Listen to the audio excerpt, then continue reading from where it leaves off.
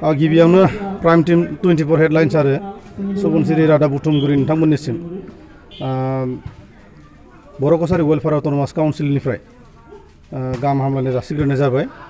दिनैयो लखिमपुर जिल्लानि मोनफ्रोमबो बर' गामिनि बर' सेंग्राफोरखौ लानानै आन्डार 30 इयार्स 30 बोसोरनि गाहायनि बर' लाइमोन सेंग्राफोरखौ लानानै इन्टार बड' भिलेज भलिबल कम्पिटिशन बे कम्पिटिशन हाबाफारिखौ दिनै जों जागायदो।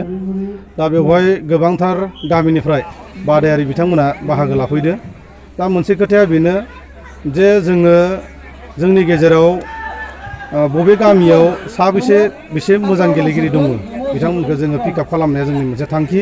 दा बे हिसाबै जोङो मोनफ्रोमबो गामिनि टीम हिसाबै गंसे गामियाव जों गंसेल' जोङो इनभाइटेसन खालामनाय हिसाबै मोनफ्रोमबो गामिनिफ्राय गंसेल' फैदो, मोनसेल' टीम फैदो। दा बे हिसाबै बादायलायनाया सोलिगासिनो दङ।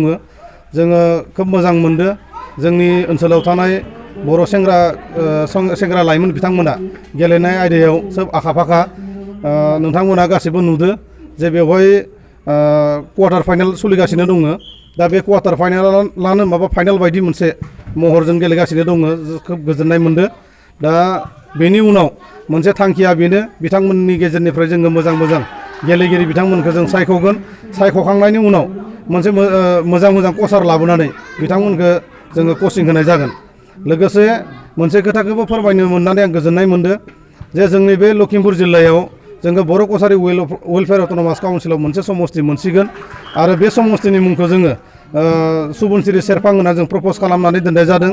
आरो बेनि थाखायनो दिनैनि जि गेम, दिनैनि जे बे गेलेनाय, दा बेखौ सुबुनसिरि सेरफां बर' इन्टार बड' भिलेज भलिबल कम्पिटिशन बे मुंजों जोङो दिनैयो खुंगासिनो दङ, बादायलायगासिनो दङ। साननैसोनि उनाव जोङो इन्टार बड' भिलेज फुटबल कम्पिटिशन जों बेखौ जागायगोन। दा बेनि उनाव साननैसोनि उनाव जोङो सेंग्राफोरखौ लाना जों सावरायगोन। सावरायलायनायनि उनाव जों माखासे थांखि लानानै उननि हाबाफारिफोरखौ जोङो फारि जों मावलांबाय थागोन। गोजोन्थों।